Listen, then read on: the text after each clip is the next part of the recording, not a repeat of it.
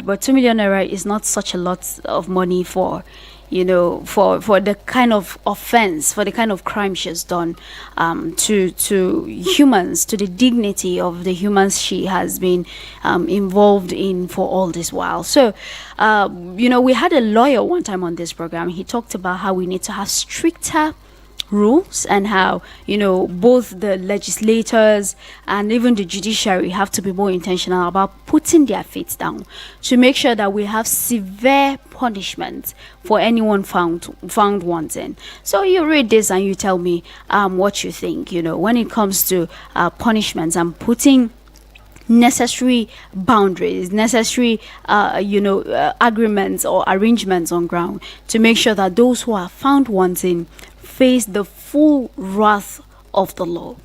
Okay. All right, we still have more stories here. It says here that QNet police rescued trafficked Ghanaian in Abuja. This was on the 2nd of July, 2025. And it says here that the Nigerian police force has rescued a Ghanaian national who was allegedly trafficked into the country under the pretense of processing travel documents for migration to Europe. So the force public relations officer Olamuyiwa Adejobi disclosed this in a statement posted via their social media handle, that is X. And he said that the victim, who was identified as Samid Idrisu, was rescued on June 27, 2025 in Abuja by the operatives of the FCT Police Command in collaboration with Interpol, National Central Bureau, Abuja. Again, it leads me back to an episode where we talked with a guest on this program, and the guest was pointing out the fact that most times when we talk about human trafficking, Nigerians are quick to look at the fact that it is that we are carrying a Nigerian to another country to be used as slave for labor or for sex and all of that. But we're also forgetting that there are Nigerians that are trafficking humans outside the shores of Nigeria into this country and bringing them to face so much turmoil, so much hardship, things they shouldn't on a normal level or on a normal day even have to see, all because they're trying to find greener pastures. And on this program, we've talked about over and over again, when you're trying to process, your travel documents, going through the right channel. I believe if you're going through the right channel, tomorrow, if we cannot find so person, we're able to go to the person. We're going to go to the officers, the officials, and say, what's happened to our brother? What happened to our sister? There is no nation that doesn't have a structure for how you're supposed to travel. So if you have a structure, why don't you go straight with the structure? Most people are trying to find cheaper or faster routes. Sometimes those routes, those people, those agents, those places you're going to are not seeking your good. They are just trying to find or bait people into a trap to get them. And let's see this one that talks about minors. This was as at last month, 29th June 2025. It says here that the police rescued 12 minors and bust child kidnapping ring in Imo. All right. Oh, it's so sad. A little bit on that says the Imo State Police Command has rescued 12 minors and arrested a 42-year-old woman, Ann Ngozi Ezenwa, believed to be the ringleader of a child kidnapping and trafficking syndicate. The Imo State Commissioner of Police, Aboki Danjuma, strongly condemned all forms of child trafficking and reiterated the command's commitment to safeguarding the rights and dignity of every child in the state. Well, we also have to congratulate the Nigerian police. I mean, from most of the news we've read so far, we can see that there's efforts to ensure, that something is being done and that something is being done to rescue people out of these things. Let's look at another form of trafficking here that says Anambra youths now producing babies for sale. NAPTIP saying. The Anambra State Commander of the National Agency for the Prohibition of Trafficking in Persons, Ibadin Judith Chukwu, has said human trafficking in the state is assuming an increasingly alarming dimension. Judith Chukwu also expressed worry over a disturbing trend in the state where young people are now cohabiting by mutual consent solely to produce babies for sale. She spoke in an interview with journalists in her office, and she told NAPTIP that's an agency. Oh, she said NAPTIP as an agency rather is saddled with the responsibility, and they have performed fairly well by establishing state task forces to curb human trafficking in the rural areas where it is most prevalent. And in all honesty, we look at some of these things and we say, oh, how can it be? It looks so unreal. But it is truly happening. I know that. So let me use this opportunity to also ask that if there is any way at all, the way we're using this platform to talk about human trafficking, if you have any platform at all that you can use to talk about this, please by all means talk about it. I recently watched a movie. I think the name of the movie is called Baby Farm, where they were literally like rearing women to give birth to children, and these children are being sold. That is a form of human trafficking. And a lot of people see these things and they just look at it in passing, or they say, it's not just a movie, or no, this is a news, it's probably not true. But it is happening. A lot of parents have not seen their daughters, and your daughter is in another state being used to reproduce children over and over, children that are then being sold. So NAPTIP, the federal government, everybody, we have to find a way to make sure that some of these things are not breeding in our community. And, when you talk to most of these agents and officials, they will tell you that because they are human too, their eyes and ears are not everywhere. They need the cooperation of everyday Nigerians to also speak up. So if you are a Nigerian and you know anything going on around you and you see these things happening and you choose to either turn your face or shut your eyes to what's going on, you don't know how much you're endangering just the other person. Now you're also endangering yourself, because human trafficking, like we've established on this program, is something that can happen to anybody at any time. These perpetrators, they are always seeking newer and fresher and more complicated ways and more easier ways to get the attention of people. And which leads us to technology and the exploitation of it now in the aspect of human trafficking. Is something that has really gone up. And I was going through, let me see where I found that it says here, okay, where is it? I saw it earlier on while I was going through when they said, tech-driven exploitation. It says here that globally, about tens of billions are being, discovered when it comes to scam revenue, and this technology is being used to get. Nobody will invest tens of billions, or no industry will invest tens of billions if they're not getting returns. So technology has now been using to drive exploitation of vulnerable people, and even people who think they are knowledgeable. It starts with the small things. It starts with friendly things, and before you know it, someone who you saw the next day is boarding a car to go somewhere else, or deciding to trade everything and go because they were promised something better. So now let's just look at some of the statistics we also found here. That it says NAPTIP operations and rescues now that between 2022 to 2024, the National Agency for the Prohibition of Trafficking in Persons, that's NAPTIP, has rescued over 7,000 victims and have prosecuted 205 traffickers. Now, compare the number of traffickers to the number of victims, we still know that there are still a lot of traffickers out there, right? And NAPTIP has been able to rescue over 7,000. We're not talking about 7,000 stones. We're talking about 7,000 individuals, 7,000 people. And in June of 2025, there was a coordinated operation with the Nigerian Defense Intelligence Agency, which resulted into the rescue of about 21 victims that were trafficked from Equatorial Guinea, Togo, and then Senegal. Also, the police in Ibadan uncovered a trafficking syndicate and they rescued about 83 victims who came and were deceived with false job promises, right? And we also have here that it was reported that Nigeria is among the top 10 countries with the highest trafficked population. It says here that roughly 1.4 million people are in modern slavery, with over 50,000 Nigerian women coerced into prostitution across Europe. The federal government has been able to implement social protection programs to tackle the socio-economic drivers of trafficking, which is something we've established on this program over and over again. That a lot of people go into these things knowingly or unknowingly due to economic factors, due to the fact that they are struggling to find something to hold on to find a way of surviving.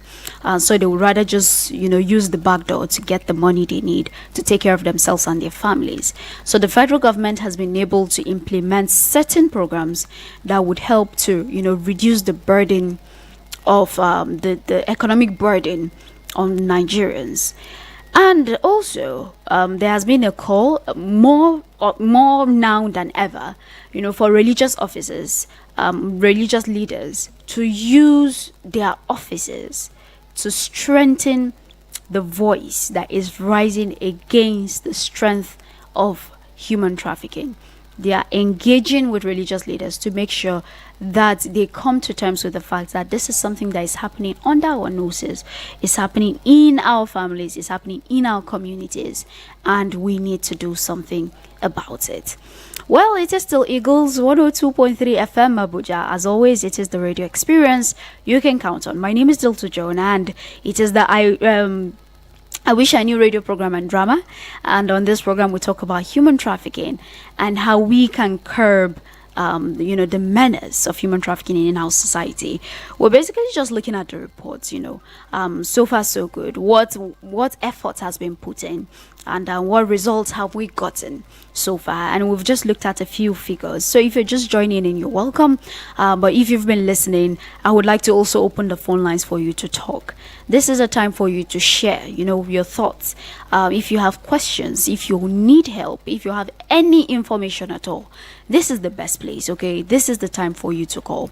So you can either call us on 090 87 66 8888 090 87 66 8888, or you can also call us on 090 73 53 0044 090 73 53 0044. Those are the two numbers to call. But if you would rather send us a text message or a WhatsApp message, we're open to hear from you, okay? So the number to use for that is 090 97 05 4450. Again, the number is 090 97 05 4450. Use that number to send us either a WhatsApp message or a text message. Hello, good morning. Please, can you turn off your radio or move away, please? I've done that. Thank you so much. Good morning, sir. Please, who are we on to? My name is Daniel. All right, Mr. Daniel. Please go ahead. How are you today? I'm fine, thank you. I don't know. I'm seriously in need of help, and I want to do business with somebody that is able to do it for me. Okay, Mr. Daniel, maybe you should send us a message, please. On the program, we're talking about human trafficking at the moment. So maybe you can send us. We're talking about human trafficking right now. Maybe you can just send us a text message, and then we'll take up the conversation from there. Okay, through this phone number. No, I'll call out the number to use after the call. Okay. All right. Thank you. All right, Sam. Thank you, madam. All right, Mr. Daniel. So if you're listening to me, the number to use... okay, so let me give you a few minutes to get your radio back on. So the number to use, Mr. Daniel, if you're listening, 090 97 05 4450. Mr. Daniel, again, the number is 090 97 05 4450. And also, if you're a listener and you want to weigh in on what we're looking at today, you can also use that same number to send us a text message or call us on 090 87 66 8888 or 090 73 53 0044.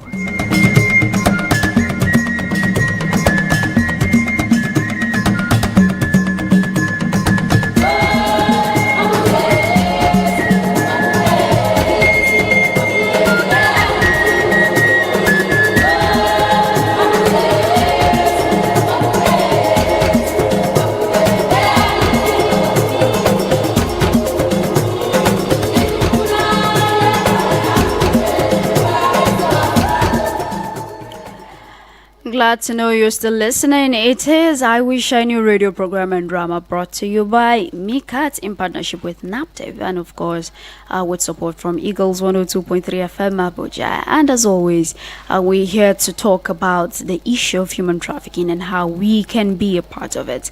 There's so many challenges, when it comes to the issue of human trafficking. There's lots of corruption. We have the issues of weak enforcement. We have the fact that these traffickers are always seeking newer tactics, newer techniques. That was when we talked about them migrating to using digital tools and finding ways of luring people using technologies. And regardless of all of these challenges, it takes little everyday efforts, little deliberate efforts to ensure that we're not stuck in our ignorance, that we're not stuck in being slaves. It is 2025, we all have a dignity to life, a dignity to live, a dignity to be humans, and human trafficking takes that away from us. So please, if you have anything to lend your voice, if you want us to talk about, anything at all as it concerns human trafficking, if you have any information, and by any information I mean whether you've confirmed it or not, it's better you reach out. We talk to the enforcement agencies responsible. They go and do their findings and find out that, okay, it was just smoke, than for you to keep quiet and then lives are being tarnished. Okay, if you have anything to say about what we've looked at, you can call the number 090-8766-8888. Again, the number is 090-8766-8888. If you rather call the second number, it is 090-7353-0044. 090-7353-0044. To send us a text message or a WhatsApp message, do that to 090-9705-4450. Again, the number is 090-9705-4450. Now let's look at global trends before our time is up. According to UNODC, the number of identified trafficked victims rose to about 25% in 2022. Now that was compared to the pre-pandemic of 2019, and with this number, it skyrocketed the number of trafficked victims to about 69,627 globally. Now, unfortunately, children make up 38%. Women make up the highest with 39%. And then we also have men making 23%. With Nigeria and Sub-Saharan Africa's Sub-Saharan Africa accounting for about 26% of global cases. Now we of course we talk about children, we talk about women, but we do not also look at the figures, and 23 is actually high. We talk about the issue with men as if it doesn't even exist at all, but 23% is enough reason for us to raise eyebrows. Children have no business being trafficked for the figures to get to 38%. And let's talk about our women that are being used and sold as slaves in foreign lands, and sometimes even in the nation, in the country Nigeria. You pick up children from one state, take them to another state. You pick them from one village, take them to another city, and you turn a mess of their lives. So we're just saying this in case we have someone who is listening that is already engaged in this. Honestly, you're digging up a deep well. Okay, so really, if there are people around that can pick out some of these bad eggs for us, please, I'm begging again, I am begging, do the needful and reach out to us. You can always call any of the numbers I've given, or send us a text message. You can remain anonymous, it's fine. We just want to make the world a better place, starting with our own backyard. Okay, so by all means, reach out to us if you have any information at all. Now we have a rise in the sextortion. It was something that really became very rampant. According to data that we have, it became rampant around 2021. Where we had a lot of victims, cases of reported girls, especially teenagers, that were being killed or that were killing themselves because they were being exploited on social media. And that exploitation was, reaching into hundreds of thousands. And these children will not know what to do. They would just rather go kill themselves. So if you're a parent listening out there, you need to put an eye on your children and be there for them. It doesn't matter what has happened. If your child comes out to you and tell you this is how bad it has gotten to, and someone is trying to use it to rid them of money, to rid them of their self-worth and esteem, you as the parents have to really stand and make sure that that person faces the full wrath of the law. Okay, it's really, really important. Global sexual exploitation profits are estimated to be about 236 billion annually. And we have high visibility trafficking cases that are highlighting that there's a problem. When it comes to the level of cases we're having to deal with on a global level at the moment.